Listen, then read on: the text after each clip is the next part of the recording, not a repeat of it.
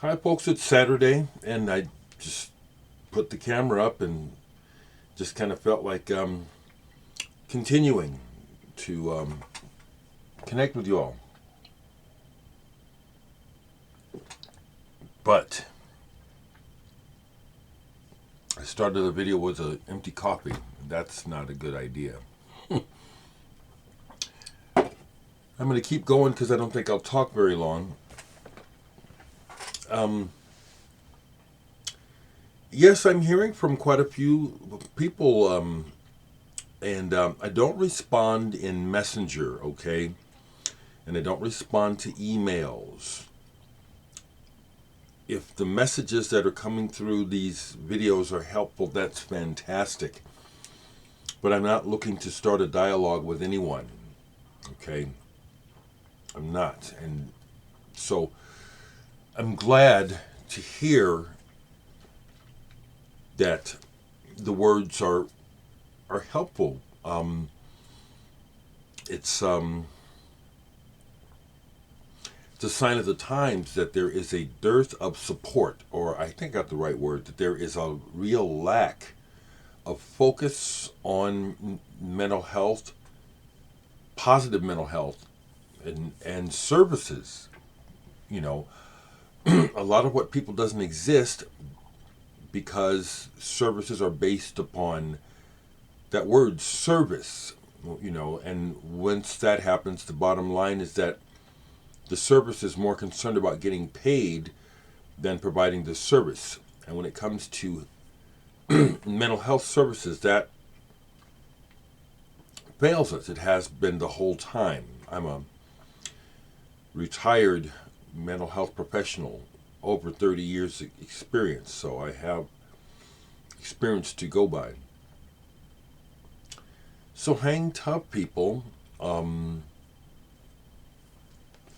Here's something I would suggest if you have a hard time connecting with people because people want to talk to me and they're saying I have no one to talk to. Well, I have a lot of people to talk to, okay? So that's why I'm not looking to add any more, okay?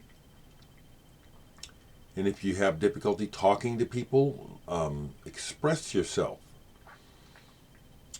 Journal, write, make music, draw. And something else I suggest is if you are a shutaway or you are socially challenged for whatever reason in your mind, it's no one else can help you with that. You have to change that. Here's the other thing that Western medicine fails at, is that they continue to give the false impression that someone else can fix you or that someone else has it figured out and you just have to find the right person to fix you. And that's just generally speaking a lie.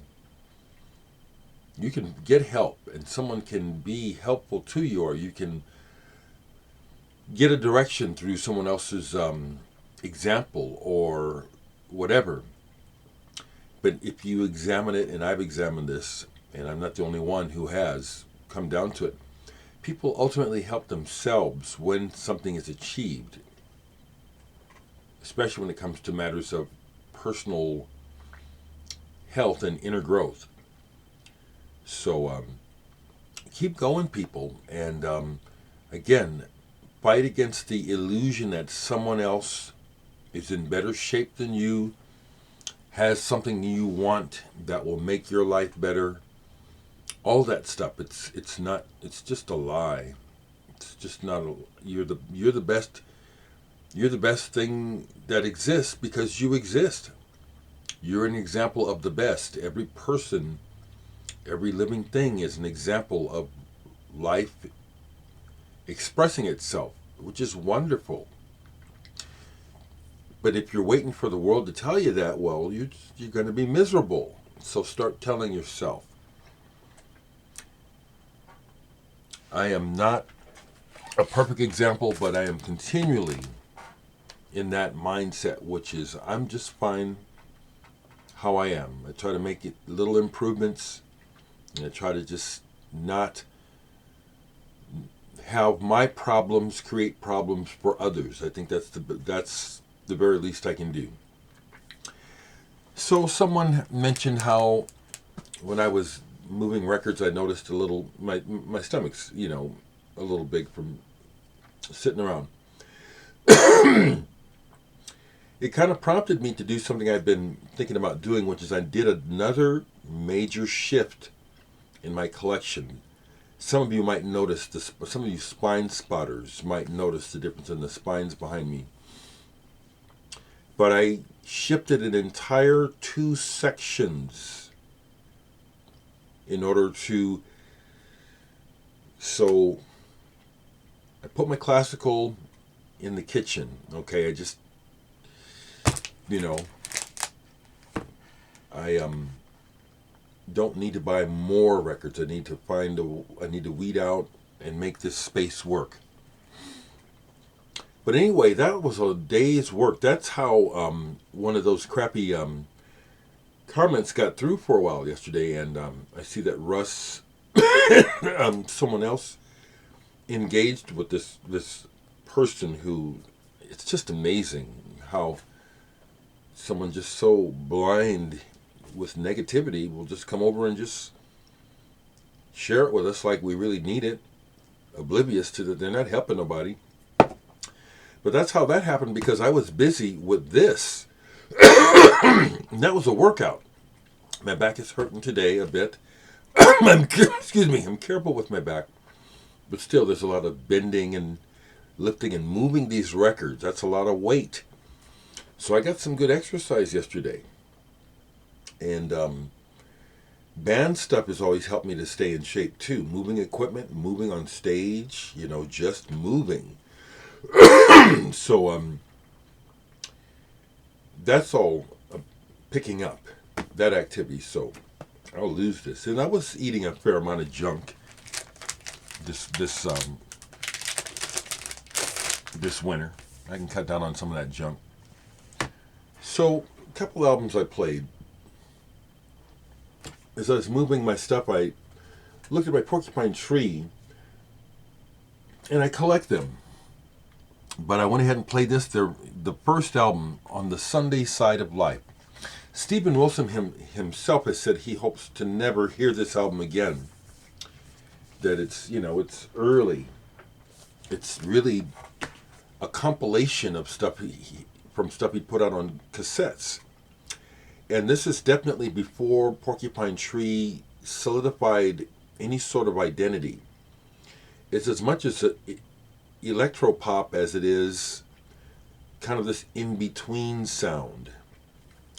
And there's already flashes of interesting writing on here, which I'm happy to say.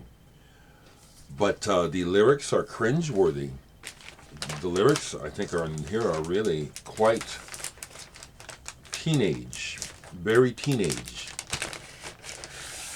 And his voice, as you'll hear, as I heard, he's very young, and none of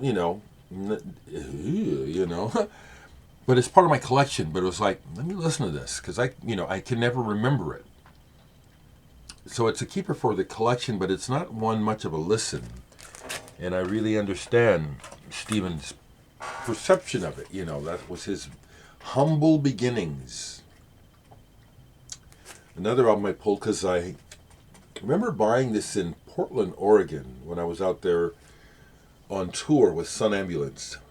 And Mouse on Mars was arising in my interest. And so this was brand new when I bought it. What's the name of this? Niggung, something like that. Strange name. However, there was an irreverence to the approach of the music and a sense of humor that runs through a lot of this that at first I didn't appreciate. Excuse me. So I hardly ever played this. Yesterday was a very, very, very satisfying listening experience with this. All of the playful experimentation that these folks do with sound came through. I also have to say that I did see Mouse on Mars years after I got this, and they were great live. And the whole irreverent, we're having fun sort of thing really came through. And watching them manipulate their instruments, as well as the drummer, who was quite good and sang in a really funny voice. That was some good shit. So Mouse on Mars. Those are the two records I played yesterday. Besides, this took, quite a bit of time. I took a break, checked my messages. That's when I deleted that bullshit from my last video. And then spent the rest of the day finishing this up. And I didn't listen, but I did my music lesson. That's how I'm approaching learning how to read music, because it's right there, and still it's mystical to me. It's starting to come through, but I'm making myself do this like going to school. It's I dare say that everyone would benefit from having some sort of outlet for creativity and for just keeping yourself on your toes. I can't just sit here all day and look at the computer screen or the TV.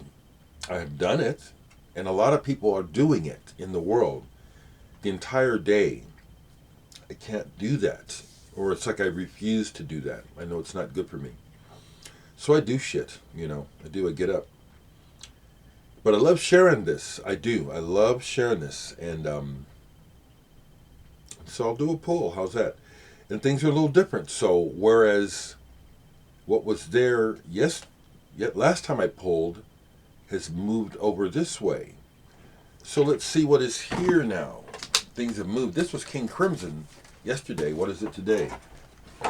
Okay, it's Angelique Kidjo, which I've talked about before. Okay, so you can see it's moved just a bit. KID, KIN is over here.